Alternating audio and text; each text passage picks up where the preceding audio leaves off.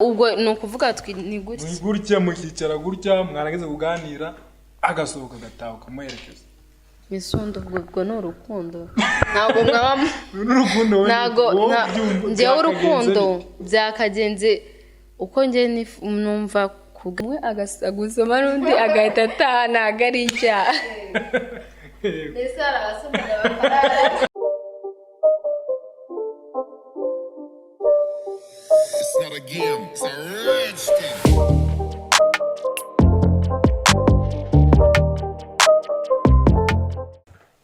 Iyi ni Peace Media TV. Abenshi muratangaye, abandi muri kanga mwibaza uburyo bihindutse Media TV. Abadafite amakuru, Peace Music TV yahindutse Peace Media TV bitewe nuko hari content zigiye zitandukanye tugiye kuzajya dukora. Zasabaga ko iriya Music TV tuyikuramo.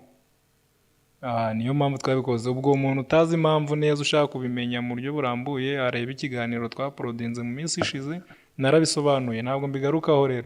Uyu munsi byagenze biteguye ngo ngaruka ahangaha. Nagarukanye abantu babiri, navuga ngo harimo ubona kwita umurokore, undi nkamwita umusitari. Mutanyumva nabi, hari abantu ndabizi muba mugiye kugurukira muri comment mugatangira ngo oya ntabwo ari byo ngibyo, reka njye mvuge ngo ni umusitari. Ahangaha rero tugiye kuganira. Mbere yuko tuganira reka tubanze tubaho umwanya batwibwire, tumenye ngo ni bande, ni bantu ki, bakora iki, ibintu nk'ibyo ngibyo. Reka duhere ku ruhande rw'iburyo, hanze nakire umujakazi w'Imana. Harya ni umujakazi w'Imana n'umukozi w'Imana? Byose barabivuga. Ngira ngo byiza ni umukozi w'Imana. Ngira ngo umukozi w'Imana bari umugabo, umujakazi ari umugore. Oya, bose ni abakozi b'Imana.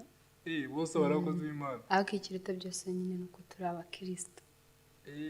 Ubwo se iyo bavuze ngo umuntu ni umukristo, undi ntabwo ari umukristo, abo bantu ubundi batandukanira? Umukristo ni umuntu uba waremeye Yesu Kristo nk'umwami n'umukiza wiwe. Noneho utari umukristo ni wa wundi uri aho ngaho atarakira Yesu nk'umwami n'umukiza we. Reka maze kwakira ibintu turaza kubikomeza nyuma. Witwa nde, uri muntu ki? Amazina yanjye nitwa Turayishimiye Marie Chantal. Nkaba ndi umukristo nk'uko wari ubivuze, nemeye Kristo nk'umwami n'umukiza wanjye. Umukobwa uri umumama? Ndi umukobwa. Imyaka yo ntabwo nyikubaza ndabizi, ntabwo mujya mwibuka. Ku ruhande rw'ibumoso rero dufite umwe nise umusitari, ndamwemera cyane kabisa. Hari utuntu twinshi ajya akora tukagenda tunungura. Reka nawe mwakire, turakwakiriye kuri Peace Media TV. Okay, merci. Ni amazina ni? Amazina ni Alicia. Alicia. Yes. Mujye murumva aho abantu batandukanira. Already uyu nguyu yatubwiye ngo yitwa Turayishimiye Marie Chantal, uyu nguyu witwa nde? Ngo nitwa Alicia. Izina rimwe ryonyine ubanza ryo ufite? Okay, oya, iryo nickname nkuko nyine umuntu agira izina yita, ariko amazina yanjye niswe n'ababyeyi ni Ingabire Alice. Good. Bakunzi ba Peace Media TV, kuba abo bantu bombi mbazanye hano rero nugira ngo duce imbaga, abantu bagenda badiscussing bibaza ngo umurokore,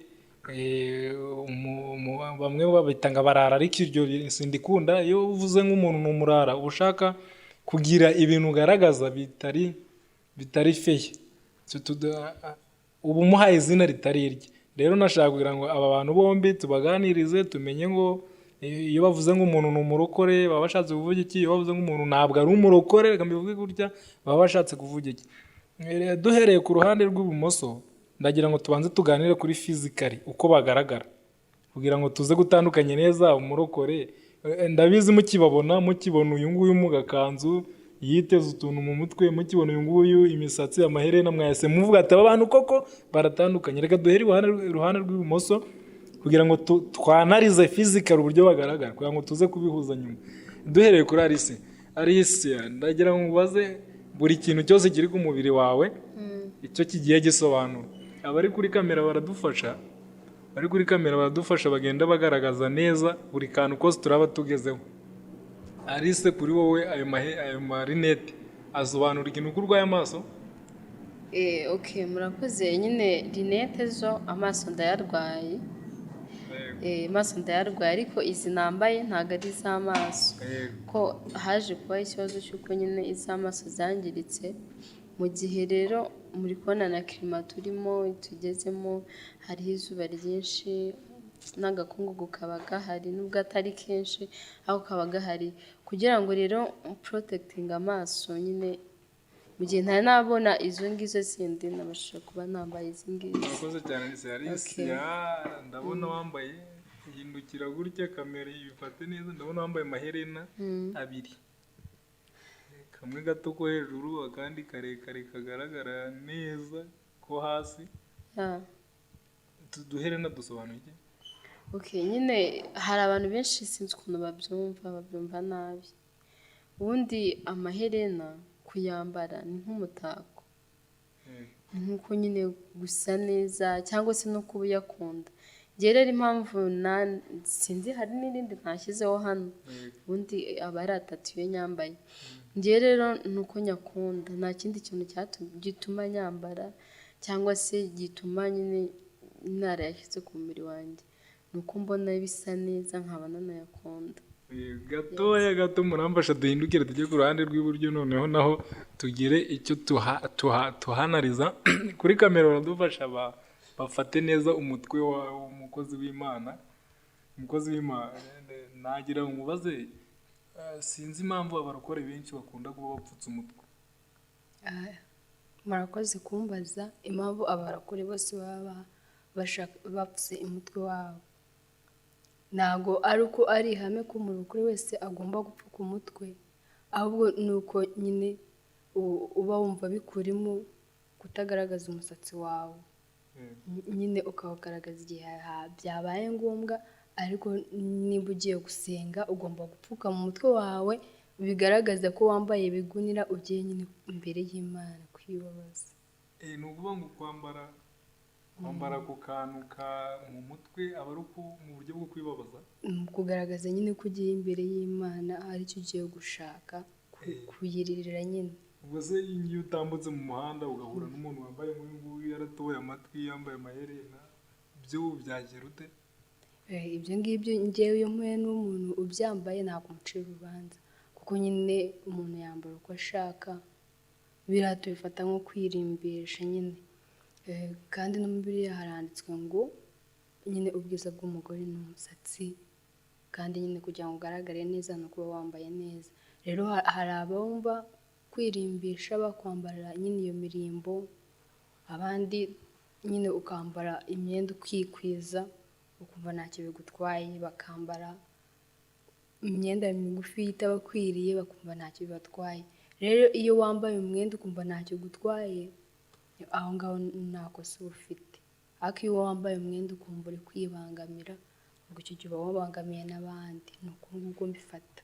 None se iyo uvuze ko nko muri Bibiliya yanditse ngo, niba numvise neza ushatse kuvuga ko umusatsi w'umugore ari bwo bwiza bwe, cyane bwo ni wo ugaragaza ubwiza bw'umugore. Ni ukuvuga ngo ngiyo wambaye ku kantu mu mutwe, uramutse ufite umugabo cyangwa ufite boyfriend, ntabwo gashobora kumubangamira kuba atabona ubwo bwiza bwawe nk'uko bushaka nyine, bitewe n'uko ari nako Bibiliya ibivuga. Nimba ariko Bibiliya ibivuga, niko Bibiliya ibivuga. Kandi natwe ntabwo tugomba gufata amahame ya Bibiliya ngo tuyakomeze. Ugomba gufata ugasesengura ukareba nyine icyo ingirakamaro. Nimba kwitega agatambaro bibangamiye umu boyfriend wanjye cyangwa umushuti wanjye akambwira ati ntabwo mbishaka ko ubyambara, nzagakuramo nyine. Ariko ninjyaho tutari kumwe nkambare. Nimba tugiye gusohokana akambwira ati ntabwo abishaka, nyine nzagenda umusatsi wanjye ntawe upfutse. Ubwo aho ngaho se nugakuramo, ntabwo uzaba wihakanye Imana cyangwa imyemerere yawe uyangije mu buryo bumwe cyangwa ubundi? Oya, ntabwo nzaba nihakanye Imana, kuko ijambo ry'Imana rivuga ngo kunda mugenzi wawe nk'uko wikunda. Kandi nawe umenya Imana atazi atabanje kwita kuri mugenzi wiwe. Nimba ntari kugufata neza nk'uko bikwiye cyangwa natari kugufasha nk'uko bikwiriye, ntabwo nzamenya Imana iyo mu ijuru, kuko Imana yaturemye mu ishusho yayo, nimba ngusuzuguye ubwo ngubwo nyine nsuzuguye n'Imana already. Kozi w'Imana arakoze, muze gukurikirana izi mpande zombi kugira ngo ibintu tuze kubirangiza neza, buri wese asobanukiwe aho ibintu twabitangiriye n'aho byarangiriye. Reka dusubire ku ruhande rw'ibumoso, twari turi ku maherena yo twayavuyeho. Ndagira ngo mbaze nanone urabona ukuntu wambaye bitandukanye cyane n'uko umukozi w'Imana yambaye. Wambaye agashati keza, hari akandi kantu kari munsi k'umukara, nazi ubwoko, nazi n'impamvu karimo, ubwo ni uyizi.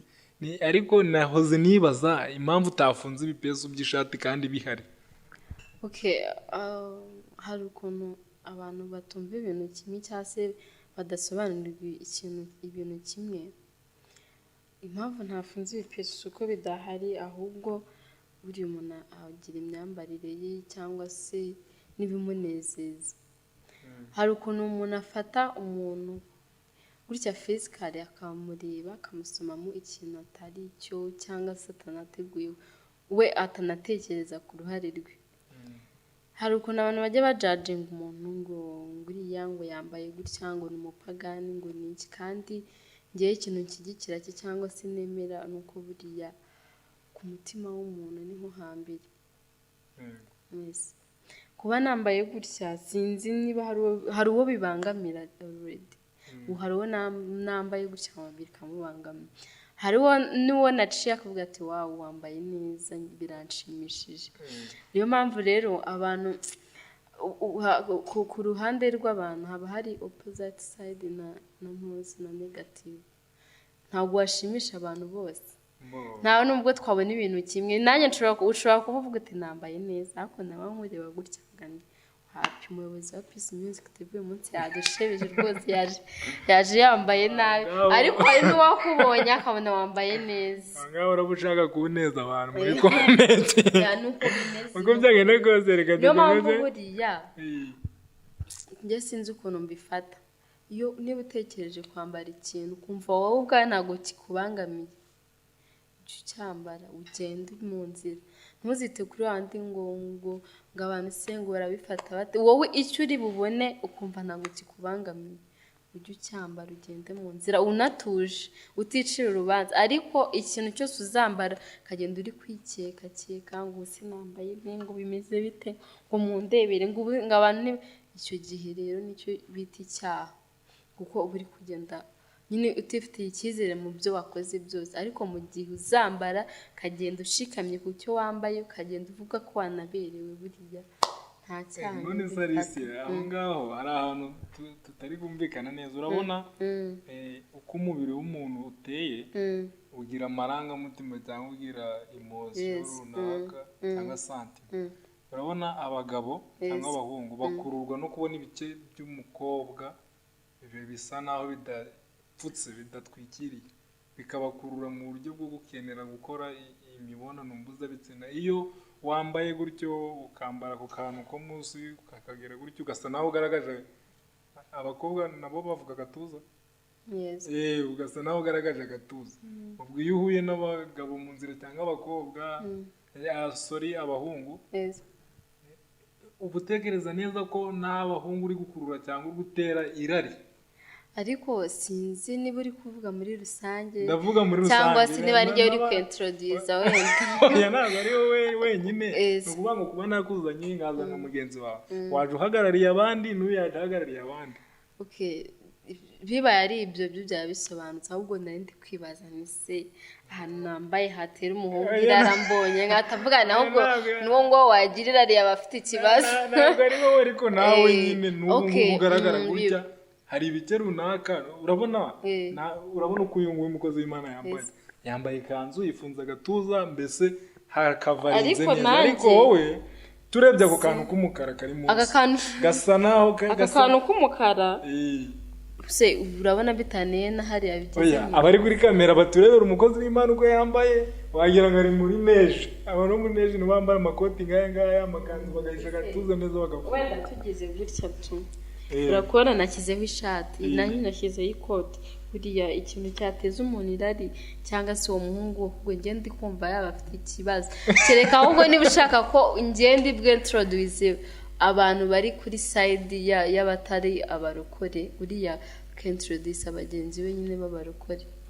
Njye ntabwo ngamije ko wenda wisobanura wowe ubwawe ku giti cyawe, ndavuga iyo style iyo myambarire mwambaramo. Ni ukuvuga ngo nuko wicaye ariko uramutse uhagurutse hari ibice bindi byagaragara ariko ubu bitari kugaragara. Ni ukuvuga ngo nuhaguruka ako kantu nakabonye ukiza ni agace hasi kari kugaragaza ibindi bice byo hasi. Numva singiye kubivuga nabo barabyumva, ahubwo ibyo bice muri gushyira hanze wowe n'abagenzi bawe ntabwo mwibuka ko bishobora kuba hari abahungu bibangamira. Ni byandi navuze mbere, navuze ko buri muntu we ngiye nambara umwenda kuko nkukunze cyangwa se ndi bubone umbereye, hari n'undi uzabaza akakubwira gutyo. Buriya hari n'igihe wenda simba nanze kwambara wenda ngo nambare ibigeze hasi bigize sinyoye ko bibaho, sinyoye ko iyo myenda ibaho. Ahubwo hari igihe nabwo nayambara nkagenda ndi kwicira urubanza mu nzira mvuga nti iyi myenda ntabwo imbere, ugasanga ahubwo ni nabwo nyambaye ndi kugenda ncumuza abantu cyangwa se ni nabwo bangizeho ikibazo.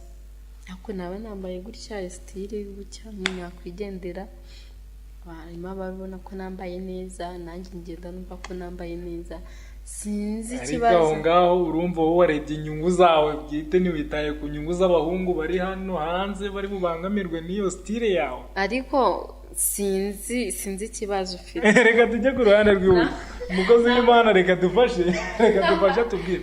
Iyo ubonye bagenzi bawe mugenda muhura mu nzira, abo mugenda muhurira mu kazi naho wirirwa buri munsi, ukabona hari uwambaye imyenda nk'iyi nguyu yadegaje ibice bimwe biragenda bigaragara, ntabwo wumva ugiriye impuhwe cyangwa abarokore ngo nzabasengera, wumva ugize ishaka ryo gusengera abahungu baterwa irari cyangwa babangamirwe n'iyi myambarire? Murakoze. Iyo ndi kugenda mu nzira nkabona abantu bambaye nyine imyenda batikweje nk'uko bivuze, mba ndi kugirira impuhwe abahungu bari kubabona, kuko nyine hari umuntu umwe yaravuze ngo abagabo baremanywe irari. Nyine ibintu biri muri Bibiliya? Oya, ndavuze ngo ni umugabo numvishe ariko ukavuga ko nibyo abagabo bose twaremanywe irari. Ubwo ni mwebwe mubizi abantu b'abagabo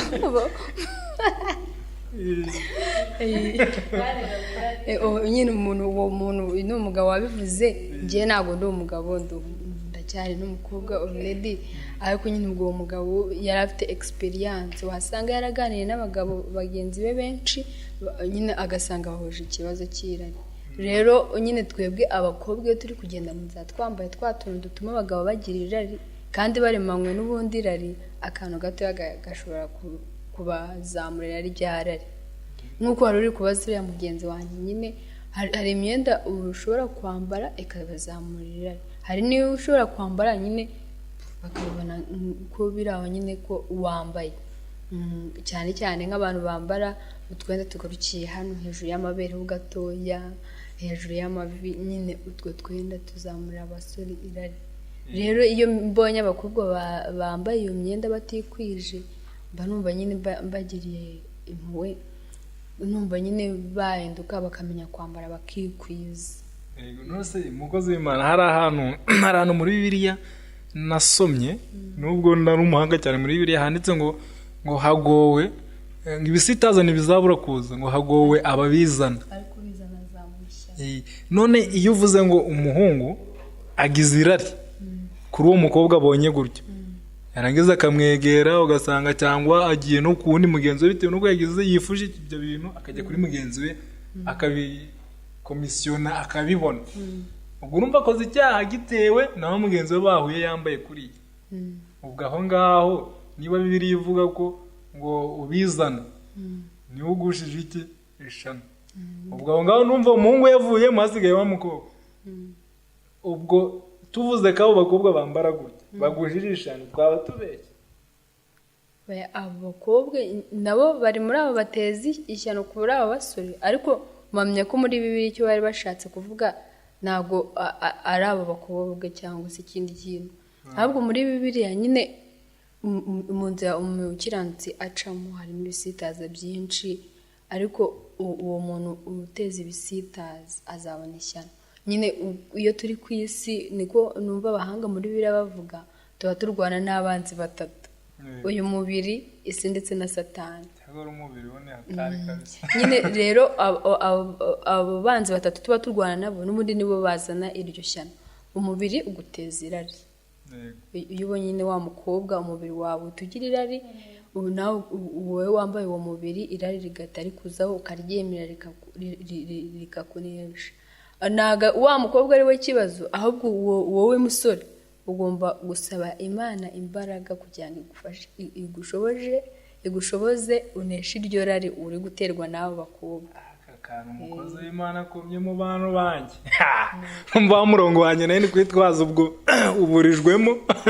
Abakunzi ba Peace Media TV ndakeka neza ko muri kugenda mwumva uko impande zose zibyumva, Bibiliya uko bivuga, uko mu buzima busanzwe tubyumva. Reka nigarukire ku ruhande rw'ibumoso no umukozi w'Imana akuvuganiye. Kuvuganiye. Oya, ariko nta nubwo ari no kuvuganira cyangwa se mu buzima bibaho, rega turi abantu twese. Ntago uko avuze buriya ntago avuze ko yabyumvaga wenyine gusa, nanjye niko narindi kubyumva. Ahubwo wowe wari uri gufata ibyo muri Bibiliya tubihuza n'ibitekerezo byawe, cyangwa se no kugira ngo wumvikanishe impamvu yari tumye bivuga. Ariko nyine niko bimeze. Yes, ambona dukomeje twagera ku biganza byawe. Ubwo kamera sinzi ngo naradufatira ibiganza byawe gutya. Abakunzi ba Peace Media TV bakareba neza ukuntu ibiganza byawe biteye. Ufite inzara zisize amabara, wambaye yashize amabara verne yashize. Ntago nzi urutoki rwa gatatu, urwa kabiri rwo nzi ko warashingiwe. Urwa gatatu hajye rwo bisobanura. Urwa gatatu hari igihe biba ari fiançailles cyangwa se ari niyo waguze ukayiyambika. Kugura kuba wajya mu isoko ukagura impeta ukayiyambika byo bishatse gusobanura. Ni njye uko mbifata, ni nkuko nagiye nkagura amaherena. Nkuko nagenda nkagura amaherena, nkuko nagenda iyi mpeta nanashatse nanayimura nkayambara. Yego ni style mbese. Ni style. Ako kantu ko hirya. Akahe gakoma. Akangaka ko gafite icyo gasobanuye kinini cyane. Gihambaye. Ndabona ganditseho ngo Arizabi. Ibyo bishatse kuvuga iki? Ibi ngibi byo nta magambo menshi ndobivuge ko ntago ibyabyo nyine birajya hanze. Nagakomo gasanzwe kariho. Niba wambaye impeta aho gushira impeta ya fiançailles ubwo utunguwe ukivana muri studio ukagera hanze ugahita agira umusore urwambika impeta, ubwo yayishira hehe? Already natanyukuramo. Kuko iyi ngiyi nta meaning ifite, ni meaningless nyine ubu nta kintu ivuze. Ubu nongeye narayiguze ubwanjye ndayambara kuko nyine nkunda imirimbo ngewe, nkunda no gusa neza. Niyo mpamvu nyine nayambaye, nta n'ikindi kintu gitumye iri hano. Iyo urimo gusoma ibitabo ugasoma ibintu bijyanye n'iyobokamana ukumva ko hari igihe kizagera hakabaho irangira ry'isi, hakabaho icyo bavuga ngo ni imperuka y'isi. Wowe icyo ubitekereza wumva muri wowe ubaye ute, wumva ubitekereje wiki?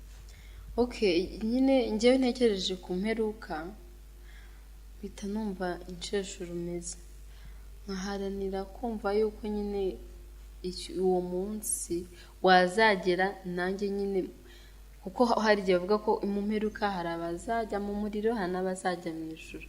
Nyine njyewe mbitekereje, icyo nsaba Imana no kuyisaba nyine kugira ngo nzicarane nayo, nubwo utambona gutya meze gutya ndi umukristo. Ndi umukristo, nkunda gusenga. Nukuri winseka, nkunda gusenga. No mu buzima bwanjye bwa buri munsi, ikintu kibandamo kenshi ni ugusenga, kuko ndabikunda. Rero iyo mbitekereje ibyo bintu mpita ntekereza ikintu cya mbere kinza mu mutwe nyine nuko icyo gihe cyazagira nyine nejejwe, kugira ngo nanjye nzajye mu mubare w'abantu bazajya mu ijuru. uramutse usanze ibi bintu twafataga nk'ibyaha ku isi mu ijuru byari byemewe, ni ikihe cyaha wakwicuza ukavuga ati kariya kantu iyo kaba katari icyaha nari kuba naragakoze cyane? Ni ikihe cyaha wakwicuza? Icyaha nakwicuza ni ikihera. Ni ukuvuga ngo mu isi hari ibintu tuzi ko ari icyaha, ngo kunywa inzoga, kuryamana nawe mugabo na gutyo bintu byinshi. Ni ikihe cyaha wagera mu ijuru ukicuza? Nsanze nyine kitari icyaha. Ese ni igikira ko njye ntabwo kiri kuza neza. Ntabwo kiri kuza neza rero uragitekereza. Reka tujye ku mukozi w'Imana. Umukozi w'Imana, reka tuganire gatoya kuri iki kibazo cyo kuba hazabaho imperuka. Iyo bavuze ngo hazabaho imperuka, wowe ubyumva ute? Ubitekerezaho iki? Ubyakira gute muri wowe? Icyo kibazo kirakomeye cyane, ariko nyine umuntu wese utekereza wamenye ko ubu buzima dufite cyangwa se uyu mubiri twambaye buzarangira, aba agomba kugitekerezaho buri saha kandi buri munota ko hazabaho imperuka. Kandi hari bamwe bazajya mu buzima bw'umubabaro, hari abandi bazajya mu buzima bw'umunezero.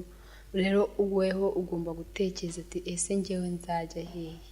Nzajya mu muriro w'iteka abantu bazarira bagahikinyira amenyo? Nzajya mu ijuru nicare iburyo bw'Imana data? Nzajya hehe?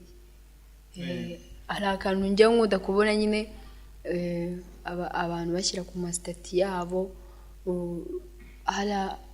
wenda nko kuri kiriya gipande hariho uruhande rwa Satani, kuri uru ruhande hari uruhande rw'Imana. Nyine ni inzira ebyiri. Ubwo abajya hariya kwa Satani aba ari benshi, ari igihururu, ariko nyine bakagerayo bakarira bakaboroga. Abajya ku nzira y'Imana aba ari bakeya bagenda bitonze, kandi iyo nzira nyine ijya ku Mana nyine bifunganye. Niyo mpamvu abantu benshi batayinyuramo. Nyine uragenda ukabona inzira irangaye ukavuga ati iriya nzira nigera ku Mana, kubera abantu benshi bari kuyinyuramo, ariko wagera imbere ugasanga ni imibabaro gusa. Rero nyine weho ugomba kubitekereza mu mutima wawe ukavuga ati ese Mana mbabarira unyobore iyi nzira, nzajya hehe? Nzajya mu muriro? Nzajya iwawe? nzajya hehe? None se mukozi w'Imana, iyo hari mu minsi ishize hari ibikorwa byakorerwaga bita ku Gisimenti, warumvise? Ku Gisimenti narahumvishije. Oya. Hari ibintu byagiye bicaracara, amavideo amwe n'amwe bikagenda bigaragaza urubyiruko bagenzi bacu bajya ku Gisimenti gutyo. Buriya bwari uburyo bwo kwishimisha cyangwa gushimisha umubiri mu byifuzo byabo. Kubera ko nta murokore n'umwe wahakandagiye kandi nabo bakeneye kwishima. Rero kwishima ni byiza, ariko nyine hari igihe wishima ukarengera. Impamvu abarokore sinzi nimba batajyayo cyangwa sinzi nimba hari abajyayo, ariko nyine abantu bishima bitandukanye. Hari abishima bashaka kubyina, hari abishima bashaka kurira, hari abishima bashaka kumva indirimbo z'Imana, hari abishima bashaka kureba filime. Nyine buri muntu agira ikimushimisha. Rero hariya ku Gisimenti niko ngiye nahumvishe, sinagiyeyo, ariko nyine mba numva ngo bagiye kuruhukirayo stress, ngo no kwirebera ngo ibintu byo kuririmba bakanywerayo. Ariko sinibaza ko inzoga batanywera mu kabari wenda bajya ku Gisimenti bakazimara, simbizi. Cyangwa se wenda abantu bajya mu ma groupe runaka yo kubyina, sinzi nimba aho ngaho hatabahazi. Ariko nyine ku Gisimenti njya mbona utuvideo ducicikana ari urubyiruko rwagiyeyo. Urubyiruko ni rwo rwinshi nyimba mbona rwagiyeyo, sinzi nimba ari bo bafite ibintu byinshi nyine bibananije mu mutwe. Ntabwo nyine Gisimenti njya nyitekerezaho cyane, nta nubwo njya numva najyayo. Wenda impamvu abarokore batajyayo akenshi na kenshi, hari igihe uba uri muri korari, harya se bagiye kuwa gatanu no kuwa gatandatu ra muri minsi yize wagira ngo bagiye yongera kujya. Oya ntabwo njyayo ubwo nuko nzambikurikirana wenda tukava nko muri classe cyangwa se ahandi kwa gatanu mwumva ati uyu munsi turajya ku gisimenti, ubwo nejo nkahura n'abana bakuga ati uyu munsi se gahunda gute, nkabaza ati si gahunda ati ntabwo uzi ko uyu munsi ari kuri weekend. Okay, iyo minsi rero abarokore tuba dufitemo ibintu byo gusenga, ibintu byo kurepeta, niyo mpamvu ahubwo niyo ibyo naba ntabifite njye ntabwo nkunda urusaku ku giti cyanjye. Mu buzima busanzwe ntabwo nkunda ahantu hari urusaku, nyine nkunda ahantu hatuje. Kandi igisimenti uko mba nyumva abasakutse aba ningora bahetse. Urakoze cyane. None se wowe niki wumva nawe wazicuza uramutse usanze ibintu byose ku isi byari byemewe, nta kintu kihari cyari icyaha? Nta kintu cyari icyaha. Igihe kikagera cya nyuma cy'isi Imana ikavuga ati mwese muze nta byaha byabagaho, akari agakino k'abazungu. Iki ntazicuza utakoze kubera ko cyitwaga icyaha, kubera ko byitwaga ibyaha. Nta bintu na bimwe ntakora kubera ko ari ibyaha, ahubwo hari ibintu nyine hari ukuntu wewe uvuga ati ubuzima bwanjye bupanze gutya, ibi simbyemerewe. Nyine n'ubundi icyo cyitwa ko icyo banditse byemerewe nuko byitwa ibyaha. Ibyitwa ko ari ibyaha n'ubundi mba mbona ari bya bintu ntakora. Nimba naravutse iwacu bakantuza ati umwana wacu ntugatukane mu muco w'Abanyarwanda, tugomba kwitwara gutya. Nimba ndi umukobwa mu muco w'abakobwa, umukobwa ni umukobwa utashize isoni, ni umukobwa utasamaye, utagiye wowe ugendera ku muco nyarwanda neza. Amahame nasanze barasetinze ngenderaho. N'ubundi iyo ngiye muri Bibiliya niyo usanga bavuga ngo kwica, ngo gusambana, ibyo ngibyo n'ubundi umuco wa Kinyarwanda turawugira. Rero umuntu wakurikije neza umuco wa Kinyarwanda kuko n'ubundi n'ibyara byirinda nuko mbyumva. Ni iyihe nama cyangwa se ni ikihe gitekerezo waha abantu bumva ko kuruhuka ari ukujya ku gisimenti, ngo kuruhuka ari ukujya gukora ibyo bikorwa biganisha mu nzira zakwitwa ibyaha? Wowe ni iki wumva wababwira? Okay, murakoze kongerera icyizere ko hari abantu nagira inama. Nyine ngewe ubundi hari kujya ku gisimenti mbifata nyine nko gusesagura. Mbifata nko gusesagura. Yego njye numva ngo niho haguye inzoga zigura makeya, ushobora kujyana nk'amafaranga wenda nk'ibihumbi 10 ariwe wajyanye, noneho ukagerayo ukayanywera ukayariramo, ukibagirwa yuko wajyanye ibihumbi 10 gusa. Yaba ibihumbi 10 byashira ukaba urahamagaye uti mungurize gutya na gutya, ugasanga nyine imibare wari wapanze ntabwo igenze neza. Rero icyo nagiraho inama nyine abantu bajya kuruhuka gutyo, nimba nyine ugiye kuruhuka wateganyije budget ugomba gukoresha mu kuruhuka. Ruhuka ugere n'ubwenge. Budget niba ishize utaye, ugenda uruhukire mu rugo. Mu gihe ubishoboye ujye kuruhukira aho ngaho ku gisimenti, mu gihe utabishoboye uruhukire iwawe mu rugo. Rega ufate umwanya nimba uri umubyeyi w'umumama n'umupapa, ufate umwanya uganiriza umuryango wawe. Nimba uri urubyiruko ufate umwanya ubaze ababyeyi bawe nimba bafite wenda umuco uko wahoze, nyine babaze ibibazo by'ubwenge.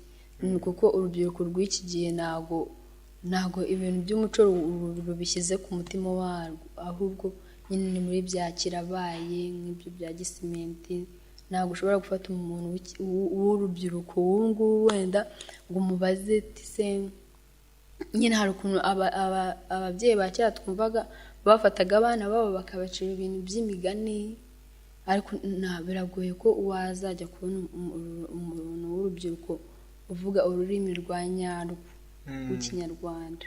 Uvuze ko umuntu ukurikiza umuco nyarwanda already n'ibintu by'ibyaha ubwo atabigendera. Mu ukuvuga ngo udakurikiza umuco nyarwanda nawe ubwo ari mu murongo w'ibyaha. Oya, bitewe nyine naho yabarizwa. Ntabwo ari ukuvuga ngo wenda umunyamerika ngazaza mu Banyarwanda. None se mu muco nyarwanda ubusanzwe twe tuzi ko nta mugore wambara ipataro mu muco nyarwanda. urumva ko umuntu wambaye ipataro n'umugore yarenze muri wa mu Kinyarwanda ageze muri karite muri pati y'ibyaha. Nyine mu muco wa Kinyarwanda ntabwo abagabo bambara abakobwa bambara amapantaro, ariko no muri Bibiliya biranditse ko nta mukobwa cyangwa se umugabo atagomba kwambarana n'abagabo. Kandi urumva turagaruka ibumoso tuvuge ngo bari mu byaha. Kandi nyine no kuvuga ngo nyine ubwo bifashe uko batari ababyambara, ariko nyine ntabwo ngiye kubaciraho urubanza kuko ngo turi mu isezerano rishya. Nyine twageze mu mapantaro mashya. Oya ntabwo ari amapantaro mashya. Nyine turi mu isezerano rishya, byose byahindutse bishya. Niko numva nk'uko baca umugani ngo kiliziya yakuye kirazira, ariko ntabwo ariko biri. Ntabwo ariko biri, hari ibyaziruwe hari n'ibitaraziruwe. Murakoze cyane bakunze ba Peace Media TV, twaganiriye n'impande zombi, mwagiye mwumva uko bose babyumva, ariko uruhande rw'uyu nguyu wambaye style, ariko uyu nguyu wambaye nk'abarokore. Urumva ko impande zombi bagenda bahuza, hari ibintu byinshi nanone bigenda bikagaruka bigahurira mu murongo umwe. Abakunzi ba Peace Media TV rero, uko nawe ubyumva wakabyumvise nguko nabo babyumva, hakabaho kudacirana ho iteka nguvuge ngo uyu muntu yambaye gutya uyu bimeze gutya, ahubwo wowe nk'uko umukozi w'Imana bivuze ukamanaginga umubiri wawe, ukamenya ngo uyu mubiri ntabwo ugomba gushukwa n'ibingibi, niba nambibonye nibindeba, ukareba ku ruhande ukareba ikureba kugira ngo bitaza kukurangaza kujyana mu zindi ngeso mbi. Reka twigere mu gace rero gatoya kamara igihe gito kugira ngo tuganire ibibazo bisanzwe bidukure muri mudu y'ibintu by'intambara twarimo byo guterana amagambo. Ni igice kiba kigizwe n'ibibazo byo mu buzima busanzwe ariko byo gusubiza udatinze. Igice turagihera mu ruhande rw'ibumoso, turamusaba uw'ibumoso abaze uw'iburyo, aramubaza ikibazo kimwe ashaka aragisubiza adatinze, ubwo iyo atinze tumuha 0. Ibumoso uriteguye kubaza? Iburyo witeguye gusubiza? Okay, ikibazo ngiye mfite ndi kubaza, wamye uri umu ADPR kuva kera cyangwa wabigiyemo vuba? Ngewe nakuze nsanga nyine iwacu ari aba ADPR, nanjye ubu ngubu nyine umumerezaho. Reka iburyo nawe abaze uw'ibumoso. Murakoze. Yambwiye ngo yitwa Alice. Ikibazo ngiye kukubaza ntabwo gikomeye cyane. Nyine ugize ubushobozi Imana ikakubwira uyisabe ikintu kimwe wumva wifuza, ni iki wayisaba? Okay, nyine ngize ubushobozi bwo kuba nabonana n'Imana, cyo nayisaba ngiye nayisaba ijuru. Yes. Murakoze cyane, ikintu yayisaba ijuru. Reka nanjye noneho ubwo mbabaze, mwe numvise muri kubazanya ibibazo byoroshye ukuntu harimo kubembekera. Kera nibwo babwiraga umwana ngo hana mugenzi wawe agafata inkoni yajya kubita gake, ngo mugenzi ajya kumwishyura akamukubita inkoni imwe ikaze. None reka nanjye mbekeye numva mwe mwazanye mutuntu two gucenga. Mbonye ibibazo ndi bubaze ntabwo biragusaba gutekereza byinshi, uzagera usubiza ikibazo kimwe, yego cyangwa oya. Ubwo ikitari yego ni oya. Nahera ibumoso. Alice. Ufite umukunzi? Yes, ndamufite. Ikibazo igisubizo urakishe. Yego cyangwa oya? Ubwo nuzana amabyo gusesengura cyane uradutinza uzanemo no gutekereza. Ubwo icyo bacyumviza abakunzi ba Peace Media TV, reka njye ku ruhande rwa ruguru ku murokore. Chantal. Karame. Usoma Bibiliya? Yego. Niba warasomye Bibiliya neza, ukaba warasomye ku mateka ya Yuda cyangwa story za Yuda, ukurikije uko story yarangiye, Yuda yagiye mu ijuru cyangwa yagiye ikuzimu? Ubwo se ni Yuda. Aho ngaho icyo ngicyo ubwo cyakunaniye. Icyo cyakunaniye twavuze yego cyangwa ubwo ubundi busobanuro. Yaranga rukuye. Namubajije nabi. Nge namubajije ni Yuda ngo yagiye mu ijuru cyangwa aho ngaho ubwo murambabarira nibeshye. Reka Yuda wabambye Yesu wamugurishije. ubwo ni wagurishije yagiye mu ijuru cyangwa yagiye ikuzimu? ntabwo yagiye mu ijuru. Ntabwo yagiye ubwo avuze oya. Ahangaha ubwo reka tubaze ibumoso agisobanure neza kubera ko iyo udatagiye mu ijuru. Impamvu Yuda atagiye mu ijuru, njyewe nyine ntabwo story ya Yuda numva nyizi neza, ariko amateka ye narayumvise naranayasomye, nuko nyine yagambaniye Yesu. Ariko Yesu yaje ari umugambi wo kuzagambanirwa agapfa akaducungura. Yes, Yuda niba yarakoze igikorwa cyo gufasha plani y'Imana, hoya ntago iyo yari plani y'Imana. ngo ubwo wabashatse kunyumvisha ko ibyo bintu ari Imana yari yabyoheje Yuda ngo abikore. Nubwo yego tujya tuvuga yuko ibintu byose biba bari mu mugambi w'Imana, ariko nimwirengagize ko nabwo turi abantu. Ubwo tubisobanuye gutyo ko byari gusoza umugambi w'Imana, hari ibintu byinshi bibi abantu dukora twazajya twitwaza ngo ni umugambi w'Imana. Ngaho bwarabemeje nyine. Ubwo bwarabemeje. Reka tugaruke ku mukozi w'Imana. Umukozi w'Imana ndacyanga ngo baze iki kibazo gisa naho kiri gusaba gutekereza mu gake ariko ugasubiza vuba wihuse. Wowe iyo bavuze ngo umuhungu n'umukobwa barakundana, asubiza cyangwa yego cyangwa oya, bakamarana imyaka 3, 4, 5, barakora ubukwe nko kuwa gatanu, umuhungu akegera umukobwa akamubwira ati urabona tugiye gukora ubukwe kuwa gatanu kandi turi kuwa kabiri na n'ubundi twabaye umugore n'umugabo, reka twiyaranje kuri je. Nagukura mu byizerwa ngo wabyumvise none soya. Umukozi w'Imana yabyumvise. Umukozi w'Imana yabyumvise. Ambo uwo mukobwa aramutse abyanze, yaba ari mukuri cyangwa ntabwo cyangwa yaba ari reka mvuge ngo mu makosa? Umukobwa yaba ari mukuri cyane. Kubera iki yaba ari mukuri?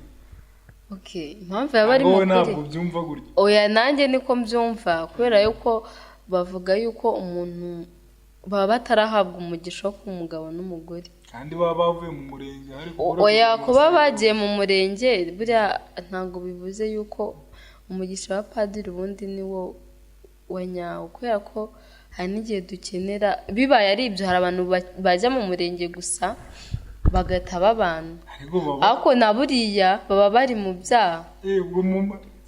Yes, baba bari mu byaha kuko igigero tucyumvikaneho neza.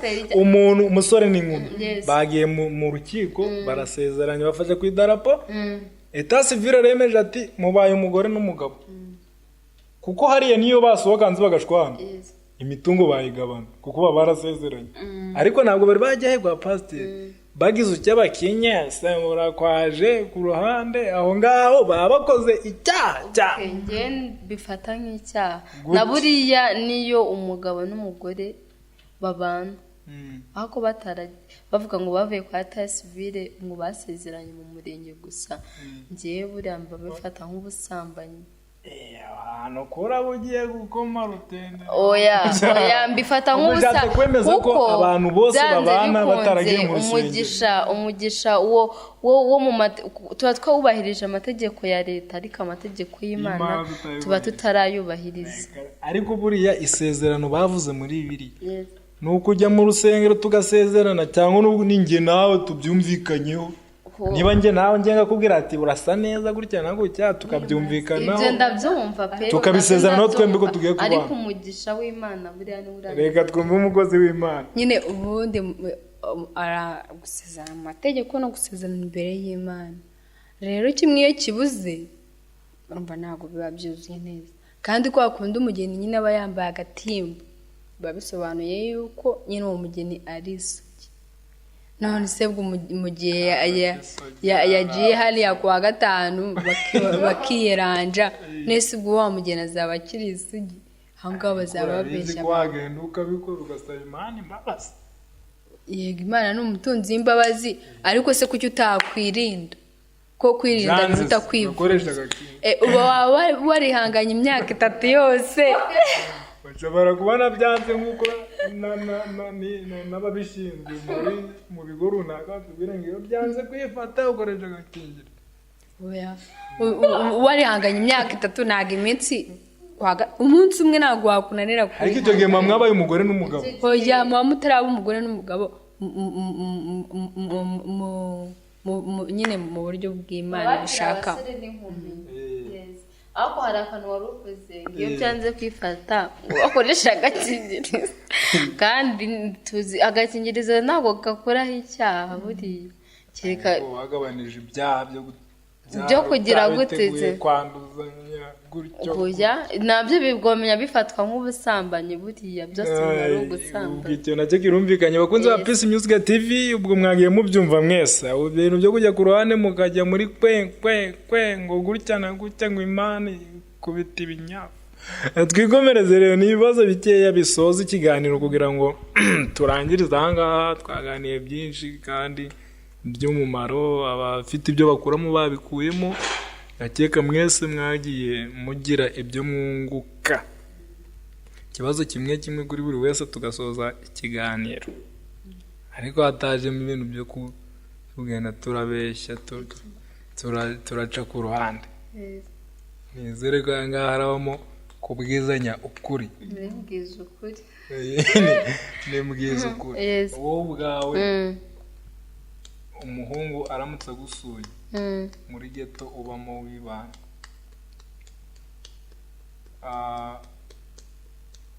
agasohoka atagufasheho atagukozeho mwamaze nk'amasaha 3-4,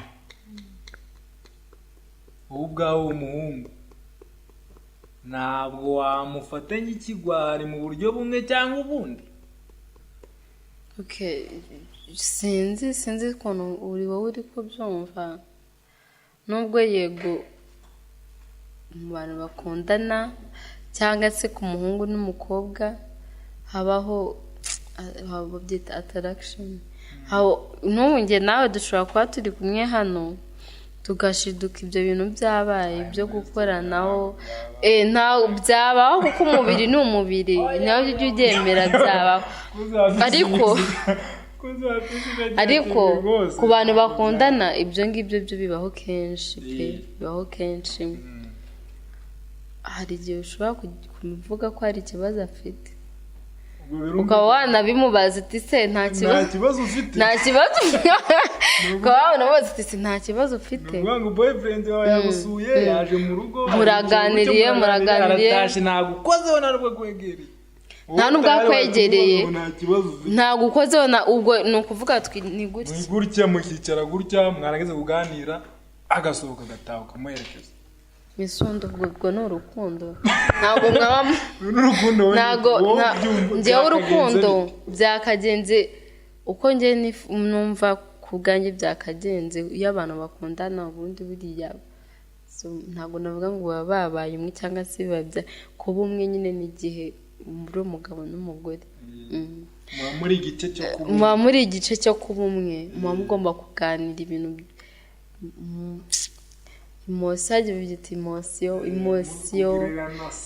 na santima buriya mu rukundo. Yes, mu rukundo santima nazo ziba zigomba kugaragara, waba uri umurokore waba uri umuyisilamu waba uri umuhirika waba uri umuki iz'umubiri. Yes, imosiyo z'umubiri oya ibyo nabyo turi abantu yego ndabyumva, ariko buriya reaction z'umuntu abagomba no kuzikontrola. None se niba we yaje akicara mu buryo bwo kwirinda izo bagire mugire akakwegera kugira ngo utamwita ikigwari, yagera kuri bagire mugire yagize akavuga ati reka mubwire tugire, ugasanga uravuze ati oya urebye aho ntago haba arimo kumubana. Ibyo nabyo kubivuga ntago bibujijwe,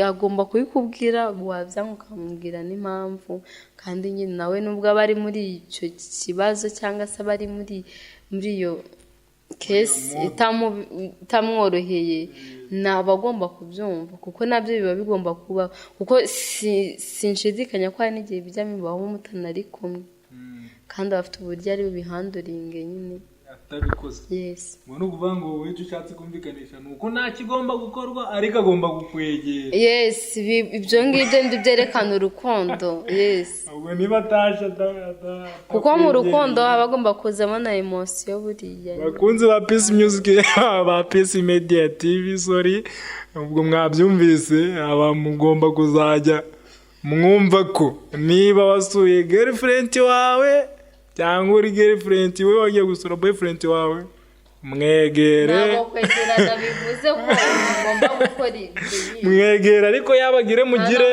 no ubwo we ntabwo ayumva. Reka twige ku ruhande rw'umukozi w'Imana ubwo nawe atubwire uko kuri iki kibazo abyumva. Abakozi b'Imana ntabwo murakundana nta mubihakane. yego turakundana. none niba usuye niba umuhungu agusuye oya reka ku mukozi w'Imana reka mvuge ngo wowe wamusuye ariko mutagiye gusenga muri gahunda z'urukundo ukamusura muri geto yari ibana yewe no mu gipangu atuyemo nta n'abantu bahari kuri geto yakira afunze n'urugi rw'inzu murimo rurafunze arangiza ukicara mukaganira ukabona ntabwo ari kukwegera ntabwo ari kugukoraho muramutse murinze mutashye bimeze bityo nta bugwari wamwaturaho bati umuntu ni ikigwari cyangwa se afite ikibazo nk'uko uyu nguyu yari abivuze. murakoze icyo kibazo kiragoye ariko nyine nanone ntabwo kigoye cyane ko abantu b'abakozi b'Imana ntabwo nyine kubera ko tuzi yuko nyine abantu babiri iyo begeranye badahuje habaho nyine gukururana. nyine ntabwo biba byemewe ko umukobwa cyangwa umusore yifata akajya gusura umuhungu muri geto w'ibana cyeka wa muhungu nyine abi wabo ukamusura nyine hari n'abandi bavandimwe. wowe bibi cyaho utaranava no mu rugo ugibitekereza ku byeyo ntabwo ari icyaha ariko nyine kuko nyine warababajije mugenzi wanjye ngo boyfriend wanjye aje kunsura cyangwa ngiye nkajya kumusura nkava yatankozeho kubunkoraho ntabwo natekereje se bwa mbere tukigerayo twahoberanye birumvikana kuko nyine umukunzi wawe uba ugomba kumuhobera. uko guhoberana rero ni ataguhobeye se akaguha umukono ati muraho neza mukozi w'Imana cyangwa ati muraho neza byaba ku bantu bakunda none se ubwo kuko yaba gukunda no mu bakozi b'Imana ni ukumubwirira none ahantu hose barahoba kandi zigombera none kuki wowe mwakwegerana bakaba ari kuvuga ati mwegera nawe ashobora kuba ari kubivuga gutyo. none se uwo mubiri dufite twebwe wenda badakijijwe tuvuge ko tudakijijwe bo ntabwo aribo bafite. niyo mpamvu nyine twebwe tubyirinda. mwirinda kujya kuko nyine hari ibyaha ukora wabyikururiye nimba ugiye muri geto muri babiri nyine muri babiri ni abandi bantu bahari kandi gusomana wemera ko ari icyaha nawe gusomana umuhungu n'umukobwa bakunda gusomana nyine biba biri gutegura gusomana biba biri gutegura icyaha wivuga ngo kugitegura barahuye bombi barasomanye umwarataka ndadataka gusomana gute se ubundi gusomana ubwo ndabigusobanura gute ntabwo wigeze ubibona mu mafilime amwe n'amwe ndabizi ukora muri industry y'amafilime ujya gushutinga aho bari kubikina biriya baba bakina ku bantu babiri bakundana bari kubikora nawe wifata nk'icyaha gusomana nyine ugaca umwe agusoma n'undi agahita ataha ntabwo ari icyaha. ndetse hari abasomana bakarara abasomana bakanarara na se hari ikintu muri kwirengagiza abasomana bagahita bajya no mu bindi nyine bakunda muri filime dutangira agakobwa karaje karasa umusore then nyine bagahita bajya mu bindi Ubwo ngo birangiriye aho batagiye muri ibyo ngibyo ntabwo ari icyaha. Gusomana ni ikimenyetso cyerekana yuko wishimiye umuntu. Wishimiye. Bakunze ba Peace Media TV, ubwo n'abandi mu byumva gutyo mugemo. Ubwo reka tugere ku musozo w'ikiganiro. Dusoza ikiganiro. Muba mufite byinshi mugomba gukora n'abandi kujya kuryama. Abandi bamwe namwe tuzagenda tubatumira, tubazanira abantu bagiye batandukanye, tubaganiriza muri ubu buryo no mu zindi gahunda zigiye zitandukanye. Bifuza kugira ngo bazaze nabo tuganire, abazaze dufatanye muri content ya music, mwarayibonye, content ya movie, content ya story, zose murazifite. Zirahari hano kuri video twaporodinze, mwagiye muzibona. Hari nimero iri hano ku kiganiro muri description, iri kuri WhatsApp, uratwandikira ukatubwira talent ufite, impano ufite, tukagukontakta tukakubwira uburyo twahura n'uburyo twaganira. Reka nshimire rero abatumirwa twari dufite uyu munsi, twaganiriye byinshi. Umukozi w'Imana basezera bate ngo Yesu abane namwe. Amahoro y'Imana amahoro y'Imana abe muri mwe. Abasitari ubwo ni gonga kwatana. Ni gonga kwatana. Mwakoze cyane kuza mu kiganiro, mwakoze kuza mu tumirwa. Niba hari icyo wabwira abakunzi ba Peace Media TV, wabwira turi gusoza. Nyine icyo nabwira abakunzi ba Peace Media TV ni uko bayikurikirana, ni channel irimo kuzamuka, izamura abantu batandukanye bafite impano zitandukanye, kandi ni channel y'umuntu ugira umutima mwiza, ufasha abantu, ntazagutinye nyine kugira ngo ntazagire umuntu upfukiranwa n'impano ye, kandi nyine afite uko yazayizamura. Cyo nashishikariza abantu bose rero kuzajya bakurikirana ibiganiro byanyu, bakabikurikirana kugira ngo nyine bazabashe kwiteza imbere. Murakoze cyane. Nawe usezera wagira icyo ubwira abakunzi ba Peace Media TV? Murakoze cyane. Ngewe icyo nabwira abakunzi ba Peace Media TV ni uko nyine bakizwa bakava mu byaha, bakemera Yesu Kristo nk'umwami n'umukiza wabo. Ikindi nyine bagakora subscribe kuri Peace Media TV, nyine bakayifasha kuzamuka, abafite impano bakigaragaza, Peace Media TV ikabageraho. Barakoze cyane abatumirwa bacu. Yari Peace Media TV, ibirango byarahindutse mwarabibonye, hari ibintu byinshi byagiye bihinduka mwarabibonye, muzagenda mubimenyera. Abari kuyisearching bakoresha amazina ya mbere bakayibura, ubwo nyine mwamenye ko yahindutse. Ndabashimiye cyane rero, ndabashimiye kuba mwadukurikiye. Subscribe, fungura inzogera kugira ngo tunagaho video umva akantu gasona ugahita ushyonda ubundi ugakurikirana video. Wakoze cyane rero, ndagushimiye cyane. Kuri kamera hari Manzi Tricky, mushimira cyane kabisa, abayagiye adutunganiriza amashusho neza kugira ngo abagereho ibintu by'ama writing n'ibindi byose bigenda bitandukanye. Ni tuba twabitekinikwe n'uwo bita Ndamage Swede. Uyu nguyu ararenze mu buryo buhambaye. Reka tubashimire mwese mwadukurikiranye, murakoze cyane. Ciao ciao. It's not a game, it's a rich thing.